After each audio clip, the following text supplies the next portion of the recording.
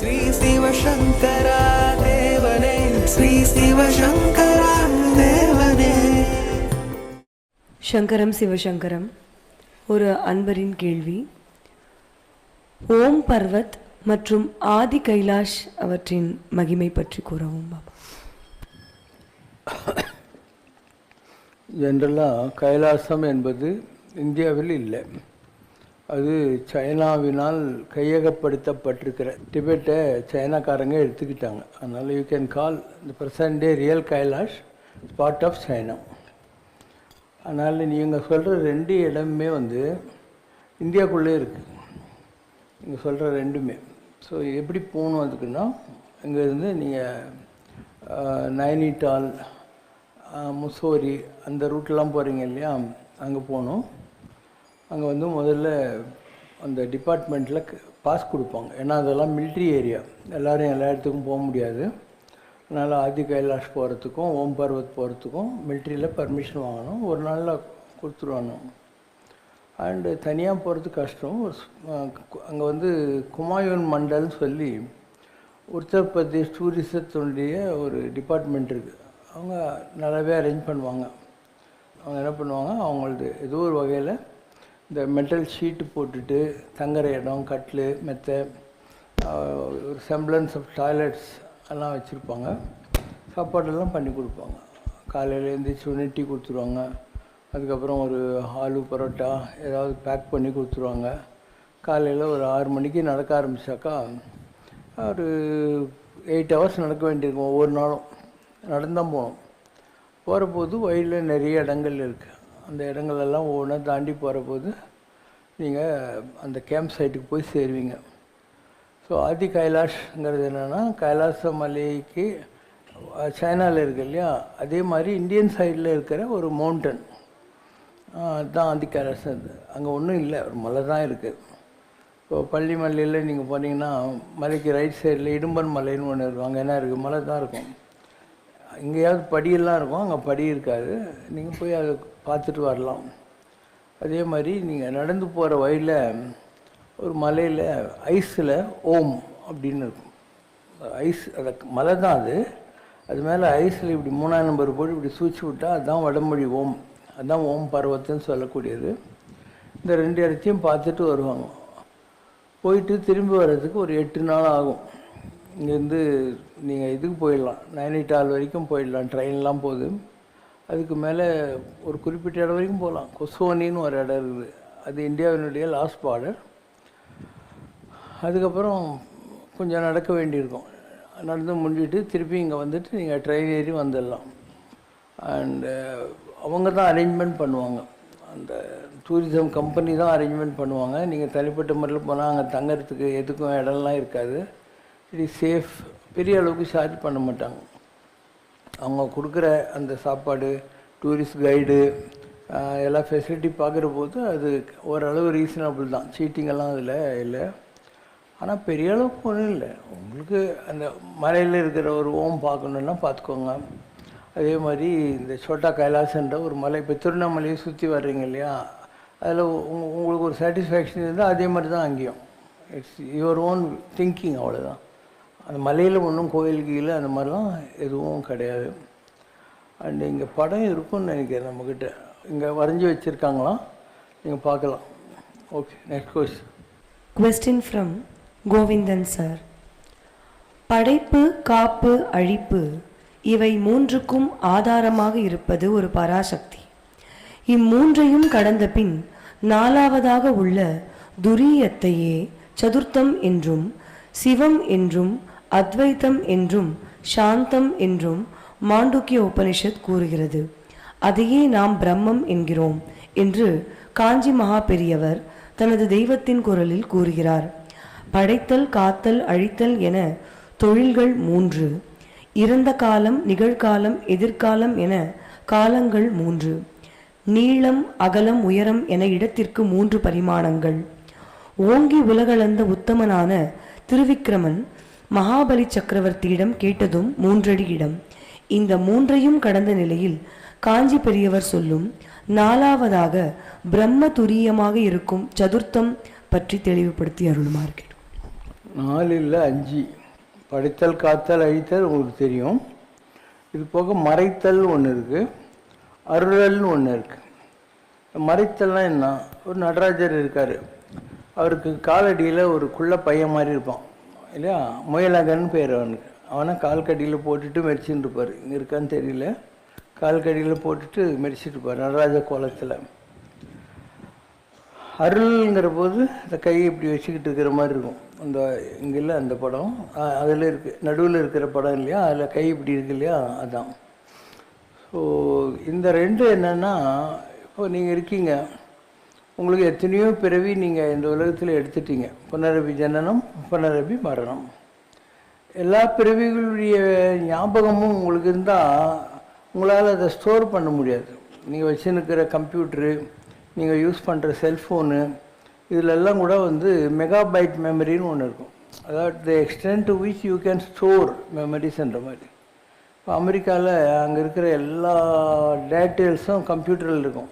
அதெல்லாம் மாஸ்டர் கம்ப்யூட்டருங்கிறாங்க, அதனுடைய கெப்பாசிட்டி ரொம்ப ஜாஸ்தி. நம்ம யூஸ் பண்ணுறதெல்லாம் சாதாரண விஷயங்கள் தான். நீயே ஒரு செல்ஃபோன் வச்சுட்டுருக்க, அதில் சம்டைம்ஸ் வந்து ஃபுல்ஃபில் ஆகணும். அது இப்போ உனக்கு தேவையில்லாதது அதுலேருந்து எடுத்துடணும், புதுசாக வேண்டியது ஏதாவது சேர்த்துக்க வேண்டியிருக்கும், இல்லைன்னா அது வேலை செய்யாது. அந்த மாதிரி இந்த மறைத்தல் அருளலுங்கிறது நமக்கு எத்தனை பிறவிகளில் எந்த வாசனைகள் நமக்கு இந்த பிறவியில் யூஸ் ஆக போகுதோ அதை தவிர மற்றதெல்லாம் மறைச்சிடுறது. இப்போ நீங்கள் இருக்கீங்க, உங்களுக்கு 30-40 வயசு ஆகுது. சின்ன வயசுலேருந்து இந்த 40 வயசு வரைக்கும் உங்கள் வாழ்க்கையில் நடந்த எல்லாமே உங்களுக்கு ஞாபகம் இருந்தால் நீங்கள் மென்டல் ஆகிடுவீங்க இல்லையா. உங்கள்கிட்ட ஒரு நோட் புக் கொடுத்து உன் வாழ்க்கை வரலாற்று எழுதுனாக்கா ஏதோ ஒரு 4 ஐட்டம் எழுதுவேன். நான் சைக்கிளில் போனும்போது கீழே விட்டேன், இந்த மாதிரி ஏதாவது ஞாபகம் உன் மைண்டில் இருக்கிற ஏதாவது தான் எழுத முடியும். மற்ற எதுவுமே உன்னால் எழுத முடியாது, என்னால் மறந்து போச்சு. தேவையில்லாத விஷயங்களெல்லாம் மறைஞ்சு போச்சு. அந்த மாதிரி நமக்கே அதுதான் நல்லது. ஏன்னா நம்ம இந்த ஒரு பிறவி கிடையாது, எத்தனையோ பிறவி எடுக்கிறோம். எல்லா பிறவிலையும் நமக்கு அப்பா அம்மா பொண்டாட்டி பிள்ளை குட்டிங்கெல்லாம் இருக்கிறாங்க. எல்லாரையும் ஞாபகம் வச்சுருந்தா இன்றைக்கி அவங்களும் பிறந்திருக்காங்க உலகத்தில். இதுக்கு முன் பிறவிகளில் உங்களுக்கு கனெக்டடாக இருந்த எல்லாரும் இந்த பிறவியில் பிறந்திருப்பாங்க எங்கேயோ. இப்போ இந்த பிறவியில் நம்ம கட்டிக்கிட்டு இருக்கிற பொண்டாட்டி 2 பிள்ளைங்களையே கட்டி மேய்க்கிறது கஷ்டமாக இருக்கு. இவ்வளோ பிறவிகளில் நம்ம யாராருக்கிட்டலாம் ரிலேஷன்ஷிப் இருந்ததோ அத்தனை பேரையும் பார்த்துட்டு அவங்க கூட எப்படி நம்ம வாழ முடியும் இல்லையா, எந்த விதமான இன்ட்ராக்ஷன் பண்ண முடியும். அதில் இருக்கிற ஏஜ் வித்தியாசமாக இருக்கும். அவங்களுடைய ஏஜ் வேறு, நம்முடைய ப்ரெசன்ட் ஏஜ் வேறு மாதிரி இருக்கும். ஒரு குழந்தை இருக்குது, அதுக்கு ஒரு 8 வயசுன்னு வச்சுக்கோ. அவள் வந்து போன ஜென்மத்தில் அவளுக்கு கணவனாக இருந்த ஒருத்தனை பார்க்குறா. அவள் 70 வயசில் இருப்பான், 80 வயசில் இருப்பான். அப்போ ஒரு 8 வயசு பொண்ணு 70 வயசு 80 வயசுக்காரங்கிட்ட என்னத்த ஒரு இன்ட்ராக்ட்லாம் பண்ண முடியும்? பாசிபிள் இல்லை இல்லையா. அதனால் தேவையில்லாத விஷயங்கள் மறைக்கப்படுகின்றன. ட்ராஷ் பாக்ஸ்னு ஒன்று இருக்குது கம்ப்யூட்டரில் கூட, அதில் போட்டுருவாங்க. இதுதான் மறைத்தல்ன்றது. அருளலுங்கிறது என்னாக்கா திருவனுபாவம்னு பேர்.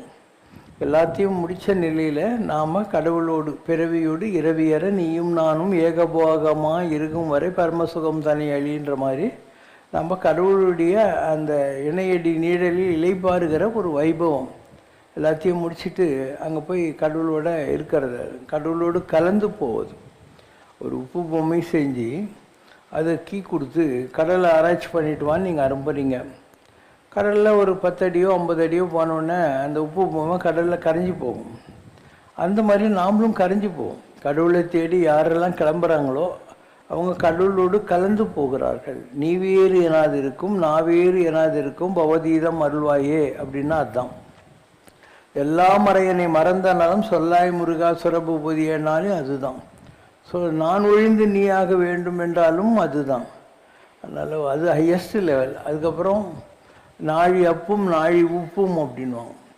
ஒரு படி உப்பை தூக்கி ஒரு தண்ணியில் போட்டிங்கனாக்கா அது ரெண்டும் சேர்ந்து 2 படி இருக்காது, ஒரு படி தான் இருக்கும். அந்த உப்பு அந்த தண்ணியில் கரைஞ்சி போய் நாழி அப்பு நாழி உப்புன்னுவாங்க. அப்புன்னா தண்ணி, உப்புன்னா உனக்கே தெரியும். அதனால் இந்த உலகத்தில் எனர்ஜி இஸ் கான்ஸ்டன்ட் அப்படிங்கிற வார்த்தை லா ஆஃப் ஃபிசிக்ஸில் இருக்கிறதுக்கு இதுதான் காரணம். ஸோ உங்களுக்கு அதெல்லாம் தெரியாமல் இருந்தாவே நல்லது தான். தெரிஞ்சு வச்சுன்னு என்ன பண்ண போகிறோம். அதனால் it is better you remember. நீங்கள் சின்ன வயசில் படித்ததில் ஏதாவது ஞாபகம் இருக்கும். ஏதோ ஒரு ஜாக் அஞ்சில் டி ஷர்ட்டான வால் இந்த மாதிரி ஏதாவது ஒரு 4 ஞாபகம் இருக்கும். ஏன்னா அதெல்லாம் முதல்ல உன்னுடைய மைண்டில் பதிவான விஷயங்கள். அண்டு உனக்கு பிடிச்சிருக்கும். நீ ஒரு குழந்தையாக இருக்கிற போது அதெல்லாம் உனக்கு ஒரு கிக் இருக்கும். இது நீ வளர வளர நீ படிக்கிற ஃபிசிக்ஸு மேத்தமெட்டிக்ஸு இது பாதி பேருக்கு இஷ்டமே இல்லாத படிப்பான், கடனேன்னு படிப்பான், ஏதோ பரீட்சைக்கு மார்க் வாங்கணுமே இது. ஸோ நமக்கு விருப்பம் இல்லாத எதுவும் நம்ம மைண்டில் நிற்காது, நமக்கு பிடிச்ச ஏதோ தான் நிற்கும் அதில். அதனால் மறைந்து போவது தான் நல்லது. இது பெரிய ஆராய்ச்சிக்கு உட்பட்ட ஒரு விஷயம் அல்ல. ரெண்டு போக்கில் விட்டுடணும். எது தேவையோ அது கடவுளுக்கு தெரியும், அது மாத்திரம் நமக்கு ஞாபகம் இருக்கிற மாதிரி பண்ணுவார். Question from Nagarkovil Priya. Dear Baba, you mentioned in one of your speeches that when our spirit gets to a level of spirituality, our spirit leaves the body and gets filled with another enlightened spirit. But what happens to the spirit within us? Is that our soul? Isn't our spirit elevated to enlightenment? நீங்கள் மாம்பழம் தெரிஞ்சிருந்தால் அதில் சாப்ளிங்னுவாங்க. ஏற்கனவே ஒரு காதர் மாம்பழம் இருக்கிற செடி இருக்குது, அது கூட பீத்தர் மாம்பழத்தோட செடியை வச்சுட்டு ஹனி வச்சிங்கன்னா ஒரு புது ப்ரீட் வரும். இந்த மாம்பழத்தினுடைய ஜீன்ஸு அந்த மாம்பழத்தோட ஜீன்ஸ் சேர்ந்து ஒரு புது மாம்பழம் வரும். அந்த மாதிரி ஒரு ஆள் ஆறுமுகன்னு இருக்கார், அவருடைய உடம்பில் இருந்த ஸ்பிரிட்டு ஏற்கனவே இருக்குது. ஆனால் ஏதோ ஒரு காரணத்தினால அதை விட சுப்பீரியரான ஒரு ஸ்பிரிட்டு இந்த உடம்புக்குள்ளே வருதுன்னு வச்சுக்கோ. குப்புசாமி கோவிந்தசாமி ஏதோ ஒரு வருது. இப்போ ஆறுமுகமும் இருப்பார், குப்புசாமி ஆர் கோவிந்தசாமியும் இருப்பார். அந்த ரெண்டும் சேர்ந்து ஒரு புதுவிதமான ப்ரீடு வரும். வந்திருக்கிற ஸ்பிரிட்டினுடைய தவம், அதனுடைய எண்ணங்கள், அதனுடைய ஆற்றல், ஏற்கனவே இருந்ததனுடைய மைண்ட் செட்டு, இது ரெண்டும் சேர்ந்து இன்னொன்று வரும். அதனால தான் ஒரு ஆள் இருக்காருன்னா, இப்போது சிவசங்கர் பாபா இருந்தார், எனக்குன்னு ஒரு பேஸ் இருந்திருக்கும் இல்லையா, நான் வளர்ந்தது வாழ்ந்தது அதெல்லாம். இப்போ 1984 ஜனவரி 26 என் உடம்புக்குள்ளே ராகவேந்திரர் வந்துடுறாரு. அப்போ வெறும் ராகவேந்திரர் இருக்க மாட்டார், சிவசங்கர் பாபாவாக இருந்தவருடைய அந்த சின்ன வயசுலேருந்து இருக்கிற வாசனாதிகள், அந்த படிப்பு, அந்த அறிவு, அந்த திறமைகள் அதுவும் இருக்கும். அதுக்கப்புறம் ராகவேந்திரர் உட்காந்து எவ்வளோ தவம் பண்ணியிருக்காரோ அவருடைய நாலெட்ஜு அதுவும் நம்மக்கிட்ட வரும். இந்த ரெண்டும் சேர்ந்து ஒரு புது ப்ரீடு வரும். ஸோ ராகவேந்திரராக இருக்க மாட்டார், சிவசங்கராக இருக்க மாட்டார். இந்த ரெண்டும் சேர்ந்து ஒரு நியூ ஃபார்ம் வருது. அந்த மாதிரி வந்த ஃபார்ம் தான் ஐயப்பசாமின்றது. ஐயப்பசாமி எப்பயும் இருப்பார், அதாவது இதில் உனக்கு சந்தேகமே வேண்டியதில்லை. இப்போ ஒரு ஆஃபீஸில் ஒரு கிளார்க்கு ஹெட் கிளார்க் ஆகும், ஹெட் கிளார்க்கு சூப்பரண்டன்ட் ஆகும், சூப்பரண்டன்ட் மேனேஜர் ஆகும். இதெல்லாம் சீட்டுங்க தான், அந்த டேபிள் சேரு அந்த ஃபைலுங்க அதெல்லாம் அப்படி தான் இருக்கும். அதனால் எத்தனை பேர் எந்த ப்ரமோஷனில் மேலே போனாலும் கீழே வந்தாலும் இதெல்லாம் சீட்ஸ் தானே தவிர அது ஏதோ மாறி போகுதுன்னு நீங்கள் நினைக்க வேண்டியதில்லை. It continues, journey continues with higher skills and higher knowledge. இதுதான் நீங்கள் எவல்யூஷன்னு சொல்கிறது. எவல்யூஷன்னா புதிய பரிணாம வளர்ச்சி அப்படிங்கிற அர்த்தத்தில். இட்ஸ் எ நியூ எவல்யூஷன், ஒரு புதிய டைமென்ஷனுக்கு அது வளர்கிறது. இப்போது ஐயப்பசாமின்றது ஏற்கனவே இருந்த பொருள் தான், ஏற்கனவே இருந்த விஷயம் தான் ஐயப்பசாமி. ஐயப்பசாமி நீங்க வந்தார், தேவர்களும் அசுரர்களும் பார்க்கடல் கரைஞ்ச போது மோகினி அவதாரம் எடுத்து பெருமாளும் சிவன் இருந்தாங்க. அவங்க ரெண்டு பேருக்கும் ஒரு குழந்தை பிறந்தது. அதை அவங்க தர்மசாஸ்தான்னு பேர் வச்சு கணங்களுக்கு தலைவராக மேலே வச்சுருந்தாங்க. இப்போ உலகத்தில் அந்த ஸ்ரீ தர்மசாஸ்தாங்கிறவர் வேறு வேறு காலகட்டங்களில் வேறு வேறு தர்ம காரியங்களுக்காக உலகத்தில் வந்துட்டுருப்பார். அவங்க இருக்கிறது எங்கேயோ கைலாச வைகுண்டத்தில் பூமியில் வந்துக்கிட்டே இருப்பாங்க. அந்த மாதிரி நீங்கள் ஒரிஜினலாக பார்க்குற ஸ்ரீ தர்மசாஸ்தா வேறு. அதுக்கப்புறம் இன்றைக்கி நீங்கள் சபரிமலையில் ராஜசேகர பாண்டியனுக்கும் அந்த பந்தல ராஜ குடும்பத்தில் பிறந்து வந்தார் இல்லையா, இது வேறு உடம்பு. இந்த உடம்பு வேறு. அண்ட் அந்த தர்மசாஸ்தான்னு மேலே இருக்கார் இல்லையா, அவர் இதுக்குள்ளே வராரு. ஸோ அவர் ஐயப்பசாமின்ற ஒரு ஃபார்மில் போய் செட் ஆகிறார் புதுசாக. அப்போ அந்த ஐயப்பசாமிக்கு ப்ரமோஷன் கிடைக்கும் 12 வருஷத்துக்கு ஒருக்கா. நார்மலாக 12 வருஷத்துக்கு ஒருக்கா இப்போ ஐயப்பசாமியாக ராகவேந்திரர் வந்துட்டாருன்னு வச்சுக்கோங்க, 12 வருஷம் அந்த ஃபார்மில் இருக்கலாம். அதுக்கப்புறம் அந்த ராகவேந்திரர் போஸ்ட் வேறு யாருக்காவது போயிடும். அண்டு ஐயப்பசாமி இருக்கார் இல்லையா, அவருக்கு அதை விட பெரிய போஸ்ட் போகும். இப்போ ராகவேந்திரர் பிகேம் ஐயப்பன், ஐயப்பன் பிகேம் பூர்ணபிரம்மம். நம்ம கோயிலில் இருக்கிற பூர்ணபிரம்மமாக மாறிட்டார். இதில் என்ன இருக்குது, பாதி சிவன் பாதி சக்தி, ஒரு விஷ்ணுவோட முகம், வராக பிரம்மம், நரசிம்மர் ருத்ரன். 10 அவதாரங்களும் சேர்ந்த ஒரு புதிய கலவையாக இந்த இடத்துல உட்காந்துருக்கேன். இது வரைக்கும் உலகத்தில் வராத ஒரு புதிய ஃபார்ம். இந்த ஃபார்ம் வந்து புதுசு, இது வரைக்கும் உலகத்தில் இல்லவே இல்லை. இப்படி எத்தனையோ விதங்களில் இந்த உலகத்தில் நான் சொன்ன மாதிரி தான், இந்த சாப்ளிங் அந்த சாப்ளிங்கை சாணி வைக்கிறீங்க, ஒரு புது ப்ரீடு வருது, அந்த மாதிரி விதவிதமான என்ன சொல்கிறது அவதாரங்கள் உலகத்தில் வருது. கிருஷ்ணர் நீ பார்க்குற ஆளு 2 கை 2 கால் வச்சு யாதவ குலத்தில் பிறந்தவர். ஆனால் அந்த கிருஷ்ணருக்குள்ளே இருந்த விஸ்வரூபம் என்பது வேறு இல்லையா. சேமே ருத்ர ரூபம்னு அவர் காட்டுறாரு இல்லையா, ஒன்றத்தில் தண்ணி, ஒன்றத்தில் நெருப்பு, ஒன்றத்தில் இது, அந்த ரூபம் வேறு. ஸோ அந்த கிருஷ்ணருடைய விஸ்வரூபன்றது என்ன, அந்த மாம்பழம் அவர் கூட போட்ட கொட்டையிலிருந்து வந்த மாமரம், அதுதான் கிருஷ்ணருடைய விஸ்வரூபம். அந்த மாதிரி எனக்குள்ளே இருந்த அந்த சீடினுடைய விருஷம் மரம் தான் பூரண பிரம்மம் சொல்லக்கூடியது. இப்படி இந்த உலகத்தில் நதி மூலம் ரிஷி மூலம் பார்க்காதன்றது இதுக்காக தான். யார் என்னவா ஆக போகிறாங்க, இது எப்படி மாறப்போகுது, இதெல்லாம் கண்டுபிடிக்க முடியாது. கோயம்புத்தூரில் ஒரு 36-38 நான் பார்க்குற போது, இப்போ அவருக்கு வயசு ஜாஸ்தியாக இருக்கும், கோவிந்தராஜன் ஒருத்தர் இருந்தார். அவர் கவர்மெண்ட் ஆஃபீஸில் டிராஃப்ட்ஸ்மேனாகவும் இது வந்தார். எந்த ஒரு ஐஏஎஸ் ஆஃபீஸர் வீட்டுக்கு கோயம்புத்தூர்லேருந்து அவங்க ஒய்ஃப் 2 பேரும் வந்திருக்காங்க, இன்றைக்கி ராகவேந்திரர் அவர் உடம்புல வரப்போகிறார். இவர் பேர் கோவிந்தராஜன். இவருடைய உடம்புக்குள்ளே ராகவேந்திரர் இவர் பூஜை பண்ண முடிச்ச உடனே வருவார், ராகவேந்திரர் இவர் மூலமாக பேசுவார் அப்படின்னு. ஸோ நானும் போனேன். அண்ணனுக்கு எனக்கு வேண்டி ஒரு ஐஏஎஸ் ஆஃபீஸர் இருந்தார் சிவகுமார்னு, அவர் கூட்டின்னு போனார். நான் வெளியே தான் உட்காந்துருக்கேன். ஸோ இவர் வந்து ஒரு மணி நேரம் பூஜைலாம் பண்ணுவார். அது பண்ண உடனே ராகவேந்திரங்கிற ஸ்பிரிட்டி ஒரு உடம்புக்குள்ளே வந்துடும். இவருக்கு 40 வயசு இருக்கும். ஆனால் அந்த ராகவேந்திரர் இவரோட உடம்புக்குள்ளே வந்துட்டா, அதுக்கு ஆவிர்பவித்தல்னு பேர். ராகவேந்திரர் மாதிரியே வயசான குரலில் பேசுவார். ராகவேந்திரருக்கு ஒரு 75-80 வயசு இருந்திருக்கணும் ஐயா, அந்த மாதிரி இருக்கும். 45 வயசுக்காரன் பேசுகிறது, அந்த தோற்றம், நடைமுறை பாவனைகள் எல்லாமே ராகவேந்திரருடைய லாஸ்ட் டேஸில் எப்படி இருந்ததும் அந்த மாதிரி இருக்கும். நான் வெளியே தான் உட்காந்துருந்தேன். அப்போது இங்கே யார் சிவசங்கரா, ராயர் கூப்பிட்றார் அப்படின்னாங்க. நான் உள்ளே போனேன். நான் நடந்து வந்துன்னு இருக்கேன். அவர் இங்கே உட்காந்து பூஜைலாம் பண்ணிட்டு இருக்கார். என்ன பார்க்க அவனே வந்துட்டான் அப்படின்னாரு. அவனே அப்படின்னா பகவான் இல்லை ஒரு உயர்ந்த ஆத்மான்னு வச்சுக்கோ, ஏன் வந்துட்டேன். இப்போ நான் கிட்டே போனேன், எதிரில் உட்காருங்கன்னாங்க. உட்காந்தேன். ஒரு மாம்பழத்தை தூக்கி என் கையில் இப்படி வச்சுட்டு கையை இப்படி பிடிச்சினார். உனக்கு என்ன வேணும் அப்படின்னாரு. நான் சொன்னேன், எனக்கு என்ன வேணும்னு உங்களுக்கு தெரியாதா அப்படின்னேன். நான் இப்படி தான் கொஞ்சம் இடக்கு மடக்காக தான் பேசுவேன். எனக்கு என்ன வேணும்னு உங்களுக்கு தெரியாதா அப்படின்னேன். அவர் உடனே ஒரு ட்ரை சிப்ஸ் வச்சுட்டு, எனக்கு அது வேணும் இது வேணும்னு கேட்குற ஜனங்க மத்தியில் அவனே வந்தால் என்னதான் கேட்பான்னு பார்த்தேன்.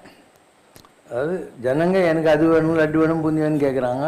அவங்க நடுவில் அவனேன்னா ஒரு கடவுளுடைய ஒரு வடிவம். அவனே வந்தால் என்னதான் கேட்பான்னு பார்த்தேன்.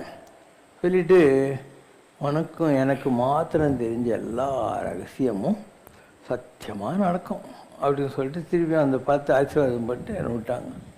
அப்போ யாருடைய உடம்புலையாவது வந்து பேசுறது ஒரு நிலை, இது ஆவிர்பவித்தல்னு பேர். அந்த ஸ்பிரிட் அந்த உடம்புக்குள்ள வந்து 2 கலந்து போகிற ஒரு நிலை. இப்படி விதவிதமான அனுபவங்கள் இருக்குது ஆன்மீகத்தில். ஒருவேளை அந்த கோவிந்தராஜன் ரொம்ப சீரியஸாக அந்த உபாசனை பண்ணினார்னா பாசிபிள். அவர்கிட்ட அந்த ஆத்மா வந்து முழுசுமாக வேலை செய்கிறதுக்கான வழிவகைகள் கிடைக்கிறதுக்கு பாசிபிள் இருக்கும். நாளாகும்.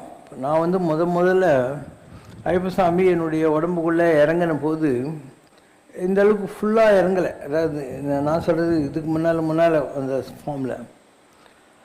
அப்போ நான் வந்து 48 நாள் விரதம் இருந்து என் தலைமையில் இருமுடியை தூக்கி வச்சா மாத்திரம் அந்த ஐயப்பசாமியும் உடம்புல இறங்கும். அதுக்கு முன்னாடி இருக்காது, பின்னாடி இருக்காது. இப்போது எங்கிட்ட சிவசுப்ரமணியன்னு ஒரு ஆள் இங்கே சேக்கலார் பிறந்த பொன் விளைந்த களத்தூரில் இருந்தான். எங்கிட்ட வேலை செஞ்சுருந்தான்.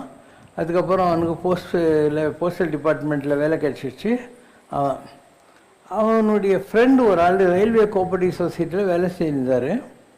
அவர் கோமாவில் போயிட்டார். இங்கே ராயப்பேட்டை ஹாஸ்பிட்டலில் அவரை வச்சுருக்காங்க. 7-8 மாதமாக கோமாவில் இருக்கார். அவர் ரயில்வே கோஆபரேட்டிவ் சொசைட்டியில் வேலை செஞ்சிருந்தார். அப்போது அவருடைய ஒய்ஃபுக்கிட்ட இவன் சொல்லியிருக்கான், இந்த மாதிரி எங்கள் சாமி மலைக்கு போவார், நீ வந்து வேண்டிக்கிட்டு அவர்கிட்ட ஒரு இருமுடி தேங்காய் கொடுத்து அனுப்பு, உங்கள் கணவர் நல்லாவார் அப்படின்னு. ஸோ அந்த லேடி வந்தாள். அப்போ அந்த இருமுடி வாங்கி நம்ம தலைமையில் வச்சுட்டு வாக்கு கொடுப்போம்னு சொல்லியிருக்கேன் இல்லையா. அப்போ அந்த பொம்பளை கிட்ட நான் சொல்கிறேன், இந்த இருமுடி கொண்டு போய் சபரிமலையில் நான் அபிஷேகம் பண்ணுற போது உங்கள் ஆள் எந்திரிச்சு உக்காந்துருவான், நல்லா இருப்பான் போ அப்படின்னா. அதே மாதிரி 8 மாதம் கழித்து அந்த ஆள் நல்லாயிட்டான். நான் அங்கே அபிஷேகம் பண்ணுவேன்னே. அதுக்கப்புறம் வந்து குடும்பம் நடத்தி 2 குழந்தை கூட பெற்றான். இதெல்லாம் நடக்குது. நாம் கூட நம்மளை சுற்றி நடக்கிற பல்வேறு விஷயங்களை வைத்து கொண்டு தான் இந்த அனுபவங்களை அடைகிறோம். இது இப்படி இது இப்படின்ற மாதிரி. ஒரு காலகட்டம் வரைக்கும் அந்த 48 நாளில் நம்ம என்ன வாக்கு கொடுத்தோ அதெல்லாம் பலிக்கும். அதுக்கப்புறம் அது மெர்ஜ் ஆகும், ஸ்லோவாக நம்மக்கிட்டே அது மெர்ஜ் ஆக ஆரம்பிச்சிடும். அந்த மாதிரி வந்தபோது நம்ம நீலாங்கரையில் இருந்தோம். நீலாங்கரை இருக்கிற போது அங்கே கோயில் கோலம் ஒன்றுமே கிடையாது. நமக்கே தான் பூஜை, நமக்கே தான் ஆரத்தி, ஒரு பரம அத்வைத்த நிலையில் நாம் இருந்தோம். அதுக்கப்புறம் நாம் நம்முடைய ஆத்மஸ்வரூபமாக இந்த பூர்ண பிரம்மத்தை ரெடி பண்ணி இந்த இடத்துல கோயில் கட்டி நம்ம இங்கே உட்கார வச்சோம்.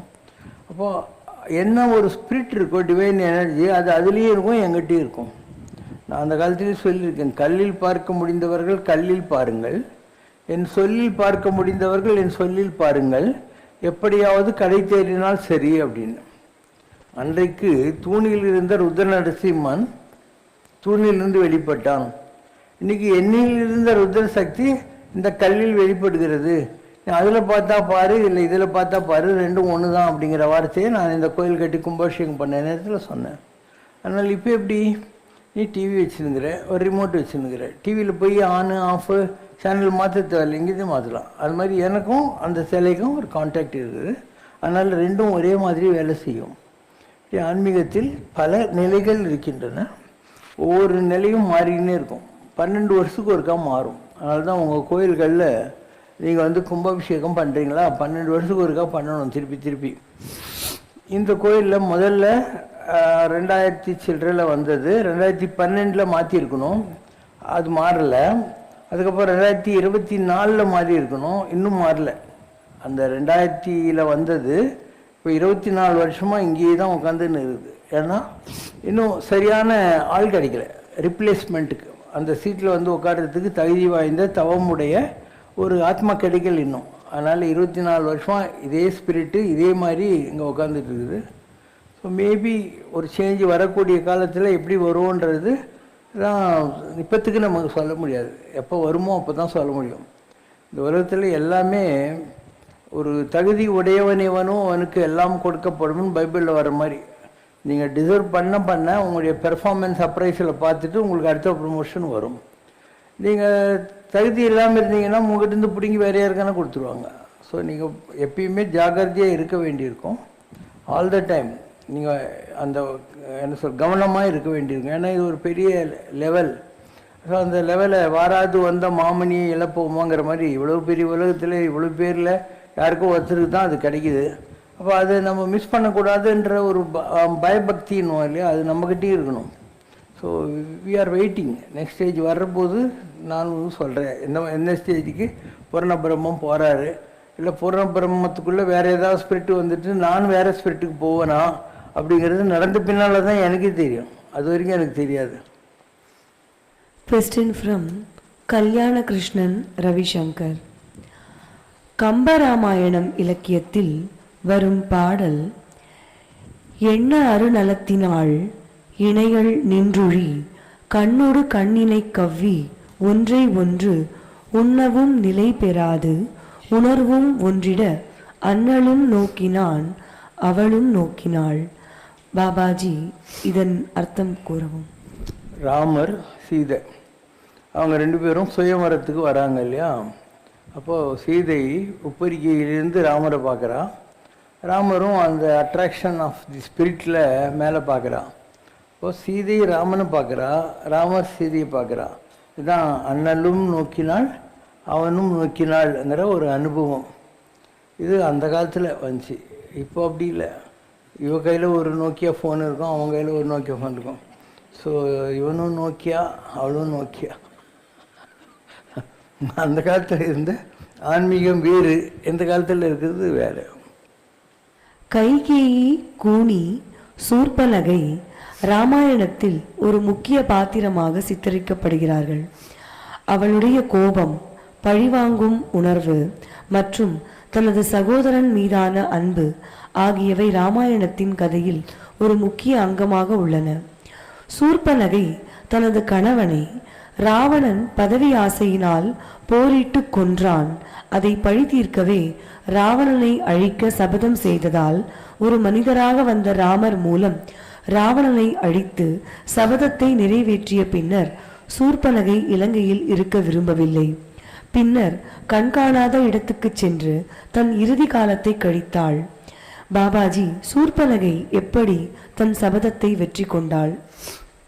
அவங்க ஆல் செட் அண்ட் டன் ராட்சச குலத்தில் வந்தவங்க. ராட்சச குலத்தில் வந்தவங்களுக்கு உங்களை மாதிரியெல்லாம் ஒரு டிசிப்ளினெல்லாம் இருக்க வாய்ப்பு இல்லை. சூர்பனகை இருக்கா, ராட்சசி, ராட்சச குலத்தில் வந்தவ. அவள் லக்ஷ்மணனை பார்த்து கல்யாணம் கட்டிக்கணும்னு அவளுக்கு ஆசை வருது, அவ்வளோதானே. அவனை இவன் லவ் பண்ணுறதுக்கு ட்ரை பண்ணுறான். அவன் கோவம் இவருடைய மூக்கு அறுத்து போடுறான். அதுக்கு பழி வாங்கிறதுக்காக ராவணங்கிட்ட போய் சீதன் ஒரு அழகான பொம்பளை இருக்கா, நான் உனக்கு அவளை செட் பண்ணலான்னு பார்த்தேன், அப்போ யாரோ என் மூக்கு அறுத்துட்டாங்கன்ற மாதிரி போய் சொல்லி அதுக்கப்புறம் ராவணனுக்கு அந்த குரோதத்தை வர வைக்கிறான். இதுதான் அதில் ராமாயணத்தில் நடந்தது. அதுக்கப்புறம் சூர்பனகை என்ன ஆனாலும் ராமாயணத்தில் இல்லை. இதெல்லாம் இந்த புராணங்களை பிரவச்சனம் பண்ணுறாங்க இல்லையா, அவங்க ஏதாவது சொல்லியிருப்பாங்க.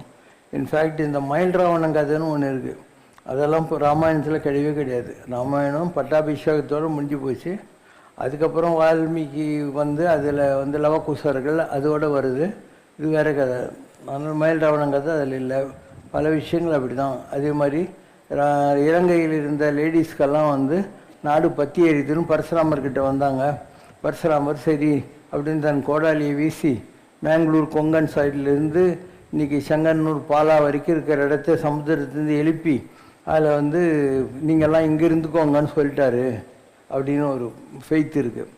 அப்போ இன்றைக்கி கேரளா கொங்கன் இந்த ஏரியாவில் இருக்கிறவங்கலாம் யார்? இலங்கையிலிருந்து நம்ம இந்தியாவில் அவர் உருவாக்கிய அந்த புதிய பூமிக்குள்ளே வந்தவங்க. அதனால் கேரளாவில் இருந்தவங்களுக்கு ஒரு காலத்தில் ஈழவாசன் பேர், ஈழவார்கள் அப்படின்னால ஈழவாசன் பேர் அவங்களுக்கெல்லாம். அவங்கெல்லாம் கொஞ்சம் சாதாரண ஒரு பொருளாதார நிலையில் இருந்தவங்க. அவங்கெல்லாம் இருந்த இடத்துல பிற்காலத்தில் போர்ச்சுகீஸு, டச்சு இவங்கெல்லாம் வந்தாங்க. அவங்கெல்லாம் இங்கே இருக்கக்கூடிய லோக்கல் அந்த ராவணனுடைய வம்சத்தில் வந்தவங்கக்கிட்ட இவங்கெல்லாம் இனக்கலப்பில் பண்ணுற போது ஒரு ஃபியூ டிஸ்ட்ரிக்ஸில் எல்லாம் கிறிஸ்டியன்ஸ். நீங்கள் இந்த கோட்டையார், செங்கனாச்சேரி, செங்கன்னூர், பாலா இந்த இடத்துக்கெல்லாம் போனால் எல்லாம் கிறிஸ்டியன்ஸாக இருப்பாங்க. நிறைய சர்ச்சு கட்டி வச்சுருப்பாங்க. இந்த கேலிக்கட்டு, தாலிப்பரம்பா, கண்ணனூர், பலியப்பட்டினம், ராமாபுரம் இங்கெல்லாம் போனீங்கன்னா எல்லாம் மாப்பிள்ளை முஸ்லீம்ஸ் எல்லாம் இருப்பானுங்க. இங்கே இருக்கிறாங்க இல்லையா போர்ச்சுகீஸ், டச், அவங்கெல்லாம் வந்தபோது அவங்களுடைய இனக்கலப்பில் வந்தவங்க. இன்றைக்கி பொன்னூரில் இருந்து நம்ம திருநெல்வேலியில் திருவனந்தபுரி வரைக்கும் இருக்கிறவங்கெல்லாம் பார்த்தீங்கன்னாக்கா நம்ம ஒரிஜினலாக இருந்தவங்க. அதனால் 3 விதமான ஆட்களை பார்க்க முடியும் அந்த இடத்துல. பரசுராமர் அந்த இடத்த பூமியிலேருந்து வர வச்சு கொடுத்ததுனால அந்த நாட்டில் இருந்த எல்லாருக்கும் பெண்களுக்கு தான் சொத்து. ஏன்னா அது பெண்களுக்காக அவர் கொடுத்தது பரசுராமர். அதனால் ஆண்களுக்கு கிடையாது. இனி யாரையாவது கல்யாணம் பண்ணிக்கணுன்னா கூட அந்த சொத்து அவங்களுக்கு தான். கேரளாவில் இது மருமக்கள் வழி மான்மியம்னு பேர். பெண்களுக்கு தான் சொத்து உரிமை இருந்தது. அந்த மாதிரி இருந்த ஒரு காலம்தான் அள்ளி ராஜ்யம்னு சொல்கிறது. ஏன்னா எல்லாம் பெண்கள். அந்த அள்ளி ராஜ்யத்துக்கு யார் வந்தாலும் இவங்க அவங்கள ஜெயிலில் தூக்கி போட்டுருவாங்க. ஏன்னா பொம்பளைங்களே இருக்கிற இடம் அது. அப்படி தான் அர்ஜுனும் சேர்றான். அங்கே இருந்த அள்ளி ராணிக்கும் அர்ஜுனனுக்கும் லவ் அதுக்கப்புறம் 2 பேரும் கல்யாணம் கட்டிக்கிறாங்க. இதெல்லாம் வேறு அவன் எங்கே போனால் ஒரு கல்யாணம் கட்டிக்கணும் அர்ஜுனன் அந்த மாதிரி. அதனால் ரொம்ப வருஷத்துக்கு கேரளாவில் சொத்து பூரா லேடிஸ் தான் இருந்தது.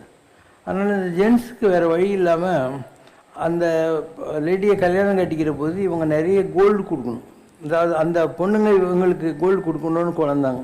ஏன்னா சொத்தெல்லாம் அவங்கக்கிட்ட தான் இருக்குது. அதனால் ஒரு மாப்பிள்ளையை கட்டிக்கிற போது 100 சவரம் 200 சவரம்லாம் கேரளாவில் ரொம்ப சகஜமாக கொடுப்பாங்க. அண்ட் அதுக்கப்புறம் கலப்புக்கள்லாம் வந்தது. அது இன்றைக்கி வரைக்கும் சட்டத்தில் மாறல. பட்டு நிறைய பேர் இன்றைக்கி கேரளாவில் இருக்கிறவங்க வெளி ஊருங்களுக்கு, வெளிநாடுகளுக்கெல்லாம் போய் வேலையில் சேர்ந்துட்டாங்க. கேரளாவில் போனால் நிறைய டவுரி கொடுக்கணும், இந்த மாதிரிலாம் பிரச்சனைகள்லாம் இருக்குன்றதுனால அவங்களுக்கு பிடிச்ச யாரையாவது வேறு ஸ்டேட்டுக்காரங்களாக இருந்தாலையும் கூட இப்போல்லாம் கல்யாணம் கட்டிக்க ஆரம்பிச்சிட்டாங்க. நிறைய இடங்களில் இந்த மாதிரி கலப்பு திருமணங்கள் எல்லாம் கேரளாக்காரங்க பண்ணிக்கிறதுக்கு இதுதான் காரணம்.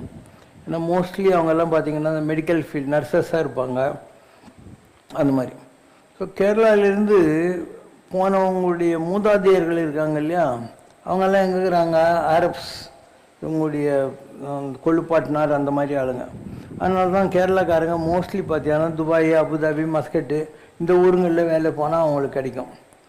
அண்டு அமெரிக்கா இருக்குது இல்லையா, அங்கே இவங்க கேரளாக்காரங்க அதிகமாக போக மாட்டாங்க. அங்கே போகிறது வேறு, அவங்களுக்கு இன்டர் கனெக்டடாக இருக்கிற ஆட்கள் தான் அங்கே போவாங்க. அதனால் உலகம் பூராவும் ஏதோ ஒரு வகையில் கண்ணுக்கு தெரியாமல் இந்த மாதிரி பல பரம்பரைகள் இருக்கின்றன.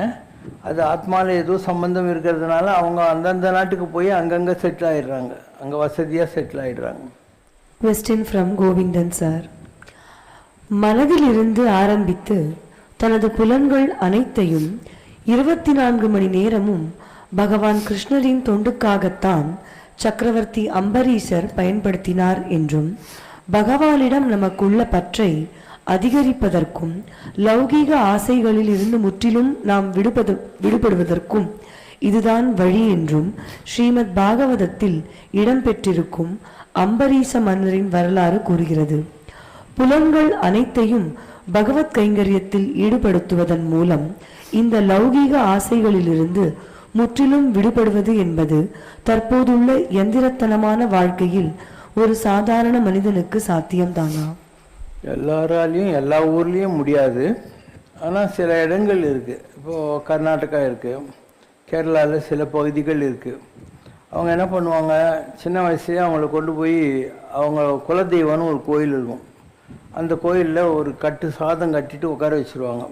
வீட்டுக்கே வரக்கூடாது இவங்க, அங்கேயே உட்காந்து ஜபம் பண்ணி பண்ணி பண்ணி அந்த ஒரு கட்டி சாதம் ஒரு நாள் சாப்பிட்டுட்டு அவங்களுக்கு என்றைக்கு அவங்களுடைய குலதெய்வத்துடைய அருள் கிடைக்குதோ அன்றைக்கி தான் அவங்க வீட்டுக்கு வரணும். சரி, அவங்க வந்துடுறாங்க. அதுக்கப்புறம் அவங்களுக்கு ஏதோ ஒரு கோயிலில் தந்திரி இந்த மாதிரி கிடைக்கிது இல்லையா, மேல் சாந்தி தந்திரின்னு போஸ்டிங்கெல்லாம் கொடுப்பாங்க. இப்போ சபரிமலையில் யார் அந்த மாதிரி இருக்காங்களோ அவங்க சபரிமலை நட திறக்கிற போது கோயிலுக்கு போயிடணும். அவங்க குடும்பம் எல்லாத்தையும் விட்டுட்டு அங்கே போய் கோயிலில் உட்காந்துக்கணும். அந்த கோயிலில் இருந்து கீழே இறங்கி வந்தால் கூட பம்பையில் அந்த மாதிரி இடத்துல தங்கணும். குடும்பத்துக்கெல்லாம் போக முடியாது, அது மாதிரி அலவுடு கிடையாது. ஒரு வருஷம் அங்கேயே தான் இருக்கணும், இந்த கைங்கரியம் பண்ணிட்டு உட்காந்துட்ருக்கணும். இந்த டிசிப்ளின் மற்ற ஊர்லெலாம் கிடையாது இல்லையா. கேரளாவில் அவங்க கண்டுக்கவே மாட்டாங்க. அவங்க கேரளா இல்லை மேங்களூர் சைடு இருக்கிற கோயிலெல்லாம் ஒவ்வொருத்தடையும் காலை கழுகிட்டு கீழே வந்து கும்பிட்டுட்டு மூலஸ்தானத்துக்கு போவாங்க. ஜனங்கிட்டலாம் இன்ட்ரடக்ஷன் கிடையாது. அவங்க தூரத்துலேருந்து இப்படி ஸ்பாட்டாக உண்டு, உனக்கு அர்ச்சனை இதெல்லாம் கிடையாது. அங்கெல்லாம் நீ கொண்டு போய் விளக்கில் ஊற்றுற எண்ணெயை அங்கே வச்சிடணும். கோயில் ஸ்டாஃபுங்க அதை எடுத்து எல்லா விளக்கையும் ஏற்றுவாங்க டெய்லி. அதுலேயும் தீபாலங்கார சேவைன்ற மாதிரி ஏற்றுவாங்க. மற்றபடி உனக்கு பிரசாத், இப்போ குருவாயூர் கோயிலுக்கு போகிற அங்கே இருக்கிற சீஃப் பிரிஸ்ட் உனக்கு எதுவும் கொடுக்க மாட்டார். நீ அர்ச்சனை ஏதாவது வச்சுருந்தா கூட இந்த கோயிலை சுற்றிக்கிட்டு இப்படி வரப்போது தின்ன மேலே உட்காந்துருப்பாங்க. அவங்க உனக்கு துளி தீர்த்தம், ஒரு சந்தனம், 2 பூ வச்சு கொடுப்பாங்க, அவ்வளோதான். மேல் சாந்திக்கும் உனக்கு சம்மந்தமே இருக்காது. இப்படி ஒவ்வொரு சிஸ்டமும் வேறு வேறு மாதிரி. நான் ஏற்கனவே சொல்லியிருக்கேன். ஒரு முதல் வருஷம் அந்த சபரிமலையில் ஃபஸ்ட்டு இருந்த ஆள் பேர் நாராயணா நம்பூதிரின்னு பேர். அவர் ஒரு நாள் அண்ணா நகரில் நான் இருந்தபோது எங்கள் வீட்டுக்கு வந்தார். அவர் சொல்லி, நான் சபரிமலையில் மேல் சாந்தியாக இருக்கேன், இந்த வருஷத்தோடு என் டியூட்டி முடியுது, நான் எப்போ ஒன்றுமே நான் உனக்கு பூஜை பண்ண முடியாதுன்னு இருந்தேன். அவர் எனக்கு உத்தரவு கொடுத்தாரு, நீ பஞ்சாமிர்த அபிஷேகம் பண்ணி அந்த பிரசாதத்தை எடுத்துன்னுட்டு மெட்ராஸில் சிவசங்கர்னு ஒரு ஆள் இருக்கார், அவர்கிட்ட போ அப்படின்னு சொன்னார். எனக்கு உங்களை பற்றி ஒன்றும் தெரியாது. நம்ம இந்தியன் எக்ஸ்பிரஸ்லேயோ இந்துலேயோ சரோஜின்னு ஒரு ஆள் இருந்தார், அவர்கிட்ட கேட்டுன்னு அவர் காரில் தான் நான் உங்கள் வீட்டுக்கு வந்திருக்கேன் அப்படின்னார். அப்போ அவர் ஒரு மோதிரம் போட்டுனார். இந்த மோதிரத்தில் கொஞ்சம் பார்த்துட்டு என்ன தெரியுது சொல்லுங்கன்னார். நான் சொன்னேன், ஒரு தங்கமாக இருக்கிற ஒரு ஜோதிர்லிங்கம் தெரியுது அப்படின்னு. அவர் என்ன விழுந்து கும்பிட்டார். நான் என்னன்னு, இதில் எங்கள் தாத்தா ஒரு மந்திரம் பண்ணி வச்சுருக்காரு, யார் இதில் பார்க்குறாங்களோ அவங்களுடைய ஆத்மா அதில் தெரியும். அதாவது ஆத்மா குரங்குன்னா குரங்கு தெரியும், பாம்புன்னா பாம்பு தெரியும், அந்த மாதிரி. ஸோ உங்களுக்கு ஜோதிர்லிங்கமே தெரியுதுன்னா நீங்கள் எந்த ஹைட்டில் இருக்கீங்க அப்படின்னாரு. நான் சரி உங்களுக்கு என்ன வேணும்னு கேட்டேன். சொன்னேன் இந்த முறை முடிய போகுது, அதனால் சோகமாக இருந்தபோது ஐயப்பன் தான் உங்களுக்கு பஞ்சாமிர்த அபிஷேகத்தை கொடுத்துட்டு போய் வர சொன்னாருன்னு சொன்னேன். நீங்கள் போங்க, இந்த வருஷம் கூட நீங்கள் தான் சொன்னார். பாசிபிள் இல்லை சார், கேரளாவில் இருக்கிற 18 பரசுராம க்ஷேத்திரங்களில் இருக்கிறவங்க பேரை குலுக்கி போடுவாங்க. இந்த வருஷம் நான் வந்துடுறதுனால என் பேரை எடுத்துருவாங்க, மீதி 17 பேரில் ஒருத்தர் தான் அடுத்த வருஷம் எடுப்பாங்க அப்படின்னு. அதெல்லாம் எனக்கு தெரியாது, நீங்கள் போங்க, அடுத்த வருஷம் நீங்கள் தானே. ஸோ அடுத்த வருஷம் என்னாச்சு, அவருடைய பிரதரு சுப்பிரமணியம் நம்பூதிரின்ட்டு அங்கே வைக்கத்தில் பிரிஸ்ட் அவர் பேர் வந்துச்சு. அவர் TVS agent, southern roadways agent. நான் ஒரு வருஷம் வேலையெல்லாம் விட்டுட்டு பார்சல் சர்வீஸ் விட்டு உட்காந்து யார் தொழிலுக்கு அனுப்பாங்க அப்படின்ட்டு என் முறையை நீ வச்சுக்கொண்டு இவர் கொடுத்துட்டார். அதனால் திருப்பி நாராயணன் நம்பூதிரி வந்துட்டார். நான் சாமிக்கு நேர் தினம் மேலே நின்றுன்னு இருக்கிறேன்னா காலை கழுவி மேலே போகிறவர் என்னை பார்த்துட்டு என்கிட்ட வந்து நீங்கள் சொன்ன மாதிரியே நான் வந்துட்டேன் அப்படின்னாரு. இதெல்லாம் எப்படி நடக்குது? God wants to help you or communicate with you, gives இந்த மாதிரி அனுபவங்களை கொடுக்குறாரு. இது ஒரு அனுபவம் எனக்கு நடந்தது, அவருக்கும் நடந்தது. அதுக்கப்புறம் தாலிப்பரம்பான்னு ஒரு கோயில் இருக்குது, கேலிக்கேட் கண்ணனூர்லாம் தாண்டி போனால் அங்கே ராஜராஜேஸ்வரான்னு ஒரு கோயில் இருக்குது. சிவபெருமான் ஒரு ராஜாவாக இருக்கிற கோயில் அது.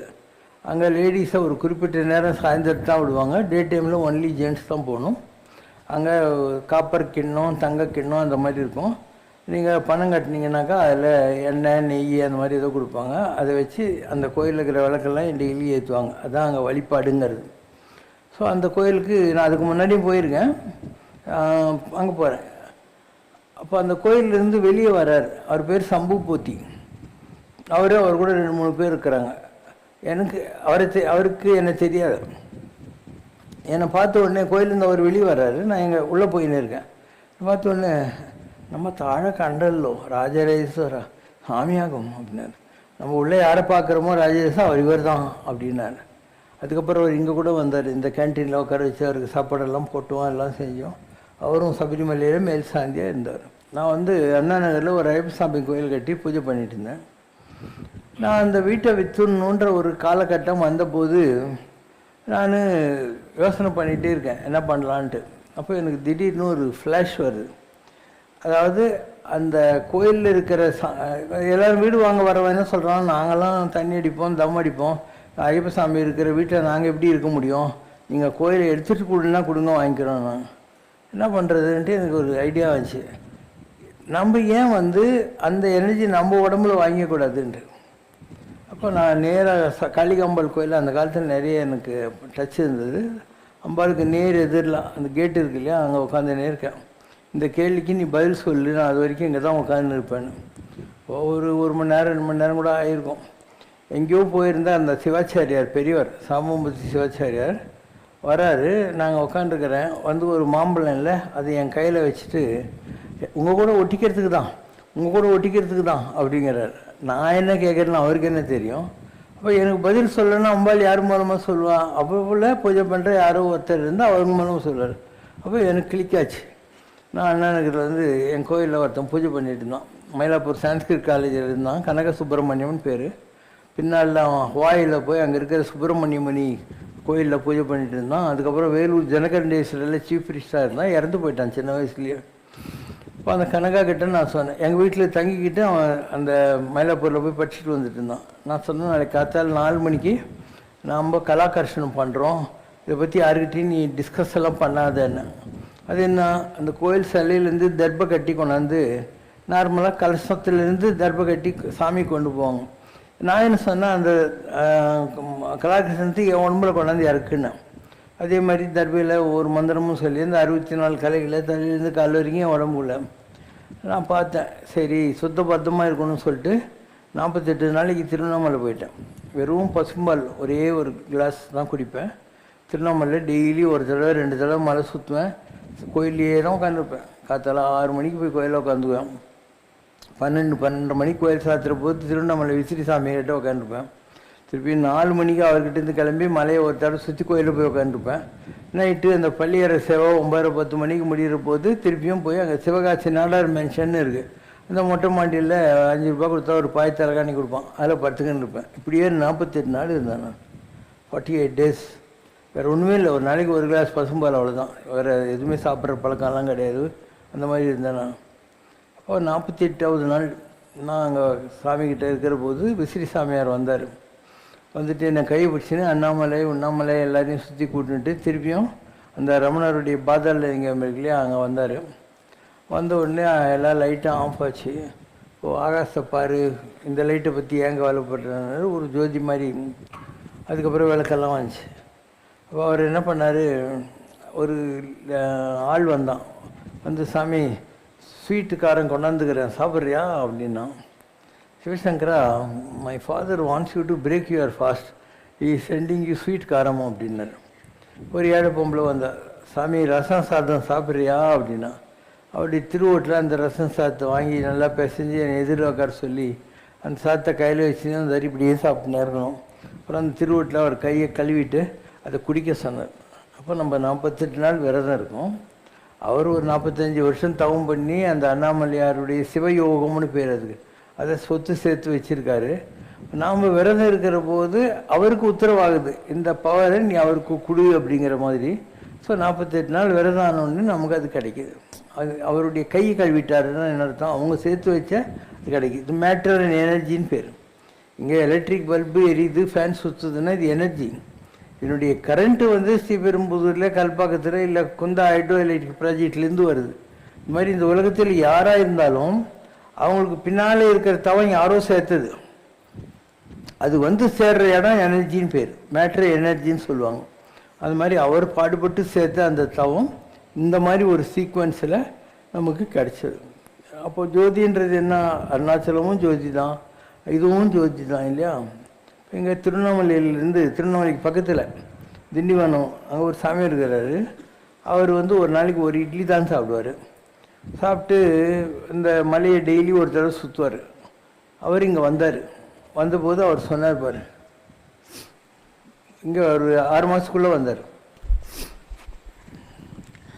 அண்ணாமலையாரோட உத்தரவுப்படி வந்த தகவலை உங்ககிட்ட பேச வந்திருக்கேன்.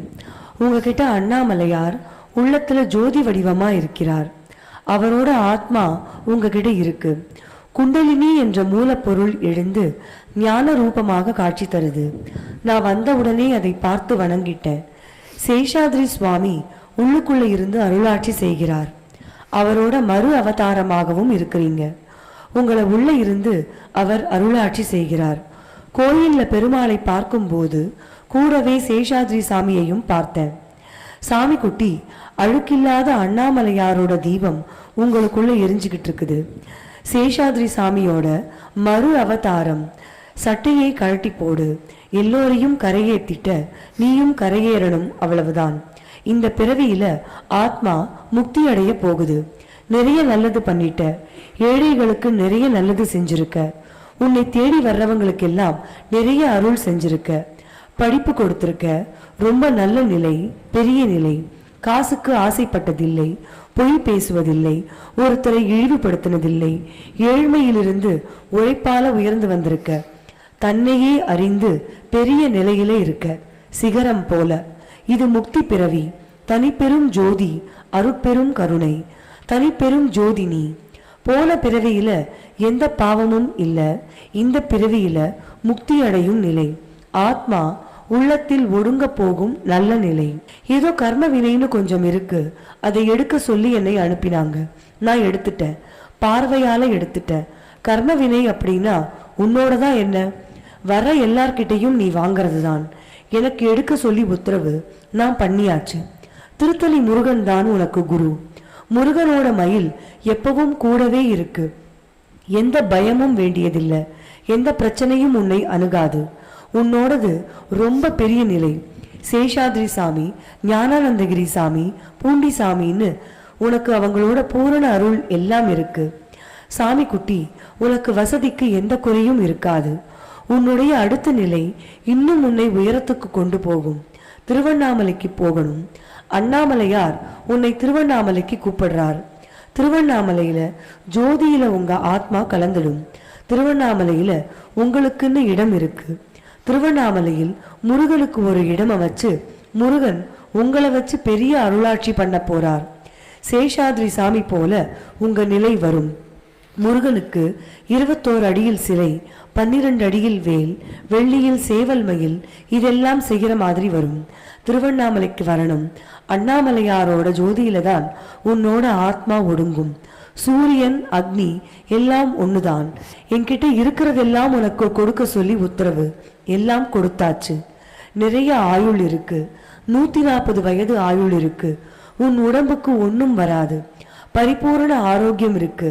அண்ணாமலையார் தீபத்துல ஜோதி வடிவத்துல சேஷாத்ரி சுவாமி கலந்தது மாதிரி அண்ணாமலையாரே வந்து உன்னை மயில் மேல கூட்டிட்டு போவார். பிறவி முக்தி இருக்கு.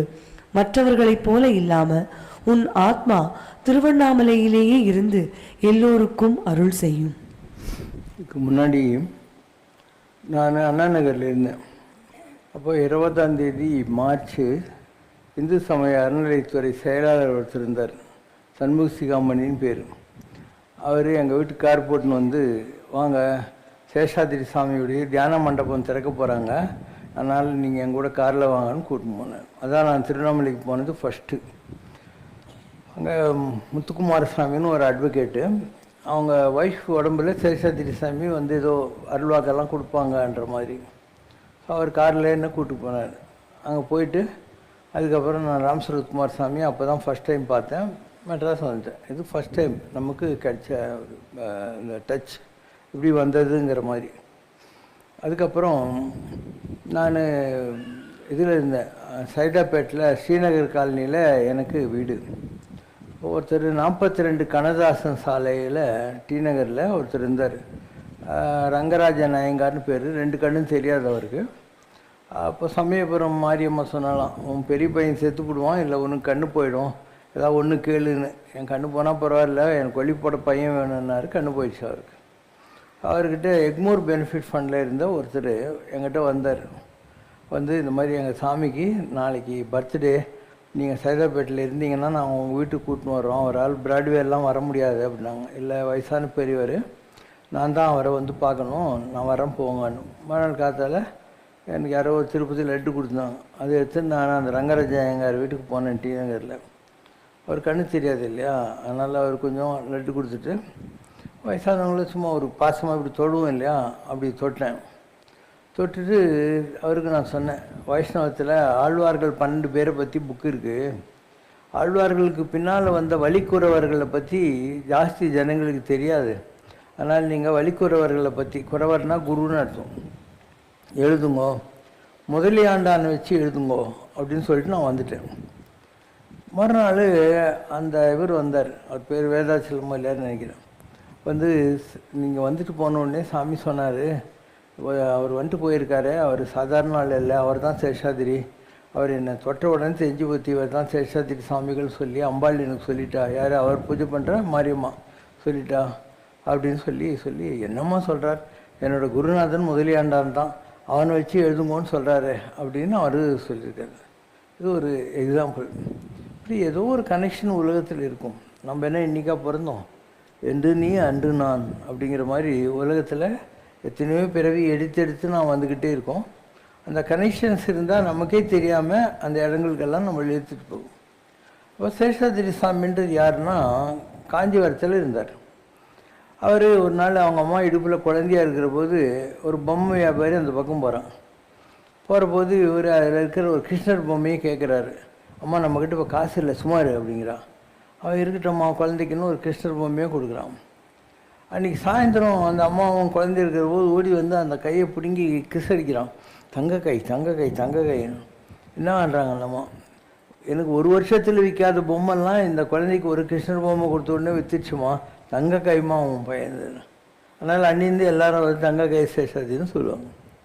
அவருக்கு பொண்ணு பார்த்து கல்யாணம் பண்ணுறதுக்கு அவர் எல்லோரும் ரெடியாகிறாங்க, பொள்ளக்கடை கதவை திறந்து ஓடி போயிடுறாரு, கல்யாணம் நினைப்பது.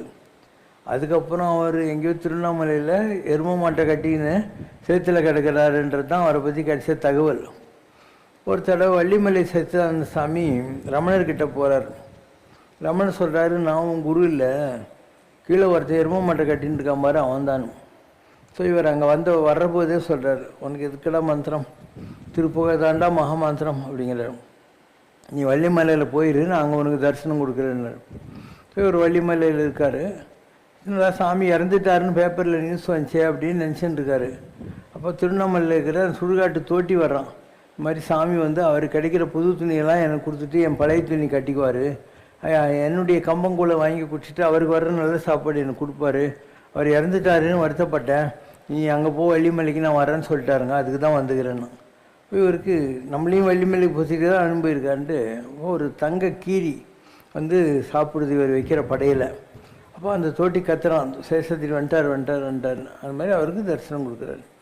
மகான்கள் அவங்களுக்கு ஏதோ ஒரு கனெக்ஷனில் இந்த மாதிரி வந்துக்கிட்டே இருக்கும். ஏதாவது விட்டுக்குறை தொட்டுக்குறை இருந்தால் ஒரு வாழைக்கு கீழே இன்னொரு வாழை, அதுதான் வாழையடி வாழைன்னு சொல்கிறது, இப்படி வரும். அதனால் ஆன்மீகம் என்பது ஒரு அனுபவம். இதெல்லாம் உங்களுக்கும் கிடைக்கும், எனக்கு மாத்திரம் என்ன, உங்களுக்கும் கிடைக்கும். ஆனால் நீங்கள் இன்னும் தேடலை. நீங்கள் இப்போத்துக்கு ஒரு படிப்பு, ஒரு வேலை, ஒரு கல்யாணம், ஒரு குழந்தை, ஒரு வீடு, ஸ்கூட்ரு, இதெல்லாம் தான் தேடின்னு இருக்கிறீங்க. நீங்கள் தேடுறது உங்களுக்கு கிடச்சின்னு தான் இருக்குது. ஆனால் நீ என்றைக்கு கடவுளை தேடுறியோ அன்றைக்கி ஒன்று கடவுள் கிடைக்கும். தேடுவது உண்மை எனில் உண்மையிலது கிடைக்கும். அப்போ கடவுளை எல்லாராலையும் உடனே தேடிட முடியுமா? உனக்கு ஒரு சாட்டிஸ்ஃபேக்ஷன் வரணும். நீ நல்லா சாப்பிட்டு உக்காந்துக்கிற போது நான் வந்து பாயசமே போட்டால் கூட வேணாங்க, வாந்தி வர்ற மாதிரி இதுன்னு சொல்லுவியா இல்லையா? அந்த நிலை தான் கடவுளை அடையிறதுக்கான நிலை. உலகத்தில் இப்போ அருணகிரி இருக்கான், அவனுக்கு ஏன் கடவுள் கிடைக்கிறாரு? எல்லாம் பார்த்து முடிச்சிட்டான், அவன் அனுபவிக்காதே கிடையாது திருவண்ணாமலை. அதுக்கப்புறம் என்ன பாக்கி இருக்குது? அதனால் அவனுக்கு அந்த அனுபவம் கிடச்சிருது. அதனால் ஒரு வகையில் extremity leads you to God, என்லைட்டன்மெண்ட்டுன்னு சொல்லலாம். உலகம் வந்து எக்லிப்டிக்கல், உருண்டை. நீ வடதுருவத்தை நோக்கியே போனால் தென்துருவம் வந்துடும், தென்துருவத்தை நோக்கியே போயிருந்தால் வடதுருவம் வந்துடும். இப்போ எக்ஸ்ட்ரீம் கஷ்டத்திலேயே இருந்தியானாங்க சுகம் வந்துடும், எக்ஸ்ட்ரீம் சுகத்தை பார்த்துருந்தா சுகம் வந்துடும். ஆனால் இதிலிருந்து அதிலிருந்து இது வரும். ஒரு பொம்பளை பைத்தியமாக இருந்தார், சூசைட் பண்ணிக்கணும்னு நினைக்கிற அருணகிரி. அப்போ கிளிகோபுரத்துலேருந்து குதிக்கிற போது அவருக்கு ஞானம் கட்சி சும்மா இருக்கு சொல்லாருன்னு அருணகிரி உருவாகிறார். பயங்கர பணக்காரராக இருந்தார் பட்டினத்தார். அவருக்கு காதற்ற ஊசியும் வாராது காணும் கதை வரைக்கும் சிவபெருமான் ஓலையினருக்கு பிள்ளைய வந்து கொடுத்த உடனே எல்லாத்தையும் விட்டு கோமலம் கட்டின்னு போய் மரத்தடியில் டவல் கட்டின்னு உட்காந்துட்டு பட்டினத்தார் ஆகிட்டார். இப்படி ஒவ்வொருத்தருக்கும் அந்த கடவுளை அடையிறதுக்கான ஒரு காலம் இருக்குது. அதுதான் அந்த வேறு சீக்கிரம் வந்துடும். ஞானம் என்பது நீ ஒரு மரத்துக்கிட்ட போய் அதை தடி கொண்டு மாம்பழத்தை பழுத்துருன்னா பழுத்துருமா, தானாக கனிய வேண்டிய நேரம் இருக்கும். அதனால் உலகத்தில் யாருக்கு ஞானம் கிடைக்கணுங்கிறதுக்கு ஒரு கணக்கு இருக்குது. உன் ஜாதகத்தை பார்த்தா அந்த கிரகங்கள் இருந்து அந்த கிரகங்கள் எப்போ வருதோ அப்போ தான் உனக்கு ஞானம் கிடைக்கும். இப்போது எனக்கு 36 வயசுக்கு மேலே தான் ஞானம் கிடச்சிது. நான் கேட்கக்கூடாது, ஏன் எனக்கு 36 வயசு வரைக்கும் கிடைக்கல, அப்பயும் நான் பக்தனாக தானே இருந்தேன் அப்படின்னு கேட்கக்கூடாது. அந்த வயசு இருக்குது, அந்த கிரகங்கள்லாம் வர்றபோது தான் அதெல்லாம் கிடைக்கும். உலகத்தில் தானாக கொடுப்பது, தானாக கிடைப்பது, தானாக கெடுப்பது, இந்த மாதிரி 3 நிலை இருக்குது. தானாக கொடுப்பது, தானாக கெடுப்பது, தானாக கிடைப்பதுன்னு சொல்லி யாருக்காவது ஒரு வகையில் இதெல்லாம் கிடைக்கும். ராமர் இருக்கார், அவர் அந்த வில்லை முறித்த உடனே சீதை அந்த அம்மாவுக்கு கிடைக்கிது இல்லையா? பஸ்மாசுரங்கிறான், அவன் வளம் வாங்கினான், அவன் தலைமையில் கை வைக்க போனான்னாக்கா தானாக கெடுத்துக்கிறான். அதை மாதிரி ஒவ்வொருத்தருக்கும் இந்த 3ல் ஏதோ ஒரு வகையில் கிடைக்கும். அதுக்கும் 3 நிலை இருக்குது. ஒன்று என்ன, என்னை தடுத்து அடிமை கொண்டு ஒரு குறிப்பிட்ட நேரம் வரும்போது கடவுள் ஒன்றா பிடிப்பார், இதுதான் தடுத்தாட்கொள்ளல்ன்றது. அதுக்கடுத்து என்ன பண்ணுவார், பாரமாய பழவினை அறுத்து உனக்கு என்ன கர்மா இருக்கும் அந்த கர்மாவெல்லாம் போக்குவாங்க. அதுக்கப்புறம் என்ன பண்ணுவார், உன் பீஸ்ஃபுல்லாக வச்சுட்டு தன்னை நினைந்துருக தருகின்றான் அப்படின்வார். தன்னை நினைந்துருக தருதுன்னா கடவுள் தர வேறு எண்ணமே உனக்கு இல்லாத மாதிரி ஒரு வாழ்க்கையை உனக்கு அமைஞ்சிடும். இந்த மாதிரி நீ கடவுளுக்காக புறப்பட்டு கைங்கரியம் பண்ண வர்றபோது அதில் 3 ஸ்டேஜ் இருக்கும். ஒன்று அப்போசிஷன், முதல்ல வர்றது கிரிட்டிசிசம். ஏதாவது இவன்லாம் சாமியாரா அப்படின்வாங்க. அருணகிரி பார்த்து என்ன சொல்லுவான், இவன் எவ்வளோ பொம்பளை பெரியக்கு திருவண்ணாமலையில் இவன் போய் சாமியாரான்னுவாங்க. அதுக்கு என்ன பேர், கிரிட்டிசிசம் பேர். அப்பயும் நீ தலை நிமிர்ந்து செல்லடா சத்தியமே லட்சியமாய் கொள்ளணும்னு போயின்னே இருக்கணும். அப்படி போயின்னே இருக்கிற போது அவங்க இன்னும் உன்னை எதிர்ப்பாங்க. கிரிட்டிசிசத்திலிருந்து ஆரம்பித்து அப்போசிஷனுக்கு போவாங்க, உன்னை எப்படியா கீழே தரணும், இல்லைன்னா அவன் சொன்னதெல்லாம் நாங்க போதேன்ற மாதிரி அப்பயும் நீ போயின்னே இருக்கணும்.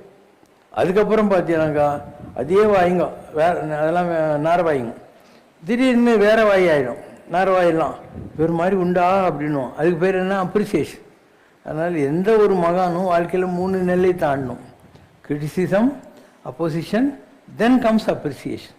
அதனால் எல்லாம் தாண்டினா தான் நீ ஞானி ஆக முடியும். ஞானிங்கிறது யாரும் நம்மளை வச்சுக்கணும், காலில் விழணும், மாலை போடணும், கும்பிடணும் அப்படிங்கிறதுக்கான ஒரு ஆசை கிடையாது. எல்லாம் போகணும், எல்லா மறையனை மறந்தான்ற மாதிரி மானம், அவமானம், சுகம், சோகம், இன்பம், துன்பம் எல்லாத்தையும் உற்று வச்ச நிலையில் வர்றதுக்கு தான் ஞானம்னு பேர். இன்பத்துள் இன்பம் விளையான், துன்பத்துள் துன்பம் உருவான் இளன். எந்த சந்தோஷத்தையும் எவன் தேடலையோ அவனுக்கு கஷ்டம்னு இந்த உலகத்தில் எதுவுமே இல்லை. ஆறா அவாவை நீங்கற்பின் அந்நிலையை பேராய் இயற்கை தரும். ஆற்ற முடியாத ஆசைகளை எவன் விடுகிறானோ அவன் யாருக்கும் கிடைக்காத அந்த பேரானந்த நிலை, அவனுடைய ட்ரூ நேச்சர்னுவாங்க இல்லையா. அது ஒருத்தனை பார்த்து என்ன சொல்கிறாங்க, what is your true nature அப்படின்னுவாங்க. What is your true nature? Nature is your true nature. இயற்கை தான் உன்னுடைய சுபாவம். அந்த இயற்கையில் இருக்கிற எல்லா கல்யாண குணங்களும் உங்கள்கிட்டயும் இருக்குது இல்லையா. இப்போ மூக்குள்ளே காற்று போகுது, அது இயற்கை தானே. மழை பெய்யுது, நீ பில்லே காட்டல, அது பாட்டிக்கு பெய்யுதா இல்லையா. ஆற்று தண்ணி போகுது, நீ குடிக்கிற, குளிக்கிற, எலக்ட்ரிசிட்டி எடுத்துக்கிற. அந்த மாதிரி இயற்கையில் இயற்கையான சுபாவம் என்பது தெய்வீகம். அதனால் வாட் இஸ் யுவர் ட்ரூ நேச்சர்னா, nature is your true nature and that is divinity. அதுதான் கடவுள் தன்மை என்று சொல்லக்கூடியது. கடவுள் தன்மை என்பது ஏதோ ஊதுவத்தி காட்டி, கற்பூரம் காட்டி, தோப்புகரணம் போட்டுட்டு இருக்கிறது இல்லை. எ சப்ஜெக்டிவிட்டி எக்ஸ்பீரியன்ஸ்னுவாங்க. நீயே அதுவாக மாறுவது. கடவுள் என்னான்னு உன்னால் வாசித்து காணணுன்னாதுன்னுவாங்க. நீயே கடவுளாக ஆகலாம். முல்லா நசருதுன்னு ஒருத்தன் தான், அவன் கழுத்தை காணாமல் போச்சு. எல்லோரும் தேடுறாங்க. இவன் பார்த்தான், 2 கை முன்னால் வச்சு இவனே கழுத மாதிரி ஆகிட்டு குடுன்னு ஒன்றான். ஒரு கிணத்துக்கிட்ட போய் கரெக்டாக நின்ட்டான். பார்த்தா அந்த கிணத்துக்குள்ளே இருக்குது கழுதை. எல்லோரும், முல்லா நீ ஜீனியஸியா, எப்படி அவனுக்கு இந்த ஐடியா வந்துச்சுன்னு. நான் மனுஷனாக இருந்து கழுதியை தேடின போது கழுத புத்தி என்னன்னு எனக்கு தெரியாது. நானே கழுதி ஆனவுடனே கழுத புத்தி எனக்கு தெரிஞ்சிச்சு. அதனால தான் கரெக்டாக கண்டுபிடிச்சிடணும். அதனால் நீ மனுஷனாக இருந்து கடவுளை தேடினவனுக்கு கடவுள் கிடையாது. நீ ஏன் கடவுளாக ஆகணும். அப்போ கடவுளாக ஆகணும்னா அது குவாலிஃபிகேஷன்லாங்குது இல்லையா. அன்பாக இருக்கணும், வெறுப்பு விடணும், கோபத்தை விடணும், பொறுமையாக இருக்கணும், தியாகம் பண்ண தயாராக இருக்கணும், அறிவோடு இருக்கணும், எவ்வளோ குணங்கள்லாங்குது. காப்பின்றது டிகாஷனு, சக்கரை, பால்.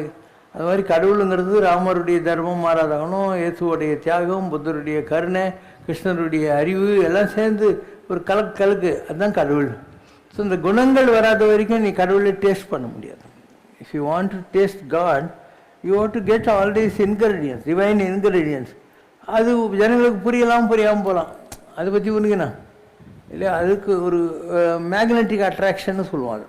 நீங்கள்லாம் வரீங்க, ஏன் வரீங்க? உங்கள் ஆத்மாவுக்கும் என்னுடைய ஆத்மாவுக்கும் ஒரு சம்மந்தம் இருக்குது. இல்லைன்னா ஏன் வரணும்? நான் எங்கேயோ 40 கிலோமீட்டர் 50 கிலோமீட்டர் தள்ளி உக்காந்துன்னு இருக்கேன். இப்போ இங்கே வரணும்னு உன்னை எது இழுத்துன்னு வருது? நீ இல்லை, உனக்குள்ள இருக்கிற ஆத்மா. கிவன் ஏ சாய்ஸ்ன்னு இந்த நேரத்தில் டிவி பார்த்துன்னு இருப்பேன், பீச்சில் உட்காந்துருப்பேன், சினிமாவுக்கு போயிருப்பேன், ஏதாவது பண்ணிகிட்டு இருப்பேன், இல்லை பப்பில் போய் தண்ணி அடிச்சுன்னு இருப்பேன். அதையும் மீறி ஒன்றா ஒரு கோயிலுக்கு போகலான்னு இழுத்து வந்து உட்கார வைக்கிறது இல்லையா, அதுதான் உன் ஆத்மா. அந்த ஆத்மா தான் உன்னை கைட் பண்ணுது. அது இல்லாமல் நீ ஆன்மீகத்தில் அடித்தடி வர முடியாது. உங்களுக்கெல்லாம் இருக்குது, அந்த ஆத்மாவில் ஏதோ ஒரு தேடுதல் இருக்குது. தானாக நடக்கும். அதுக்கு ஒரு நேரம் இருக்குது இல்லையா, தானாக நடக்கும். அதெல்லாம் அடுத்த நிலையை வேடிக்கை பார்க்கணும். நாங்கள்லாம் சாமி ஆகும்னு நினச்சி பார்த்தோமா இல்லையா? நினைக்கிறது இல்லை, தானாக தான் நடந்தது. அந்த மாதிரி உனக்கும் நடக்கும், தானாக நடக்கும். Just hold on to God and wait. ஓகேவா? பாடலாமா? கள்ளமொரு கண்ணிலே கருணை மறு கண்ணிலே வெள்ளமென பெருகும் அன்பு விழிரண்டிலே. கள்ளமொரு கண்ணிலே கருணை மறு கண்ணிலே வெள்ளமென பெருகும் அன்பு விழிரண்டிலே. உள்ளங்கள் அமைதி கொள்ளும் இவன் எதிரிலே அதன் ஊனங்கள் கரையும் இவன் தருமருளிலே. ஊனங்கள் கரையும் இவன் தருமருளிலே. கள்ளமொரு கண்ணிலே கருணை மறு கண்ணிலே வெள்ளமென பெருகும் அன்பு விழிரண்டிலே. கண்ணனிதோ கோயில் கொண்டான் மண்ணடியிலே நம் கலித்திராட் கொண்டான் பொன்னடியிலே. வெளியென முளைத்தெழுந்தான் விண்ணடியிலே நம் வினையாவும் போக்கிடுவான் தன்னடியிலே, வினையாவும் போக்கிடுவான் தன்னடியிலே. கள்ளமொரு கண்ணிலே கருணை மறு கண்ணிலே, வெள்ளமென பெருகும் அன்பு விழிரண்டிலே. ஸ்ரீ சிவசங்கரினும் திருப்பெயரிலே, செங்கரும்பாய் நிற்கும் இவன் இன்னுரையிலே.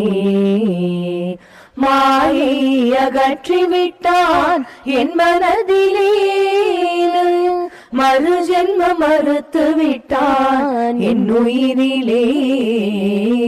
மறு ஜென்ம மறுத்து விட்டான் என் உயிரிலே.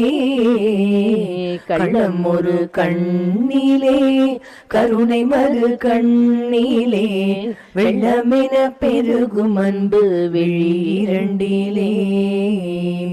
வெள்ளமென பெருகும் அன்பு விழிரண்டிலே. ஓம் ஜெய் சிவசங்கரரே சுவாமி ஜகத் பரிபாலகரே, ஆதி சங்கர அவதாரா அநாத ரக்ஷகரே. ஓம் ஜெய் சிவசங்கரரே.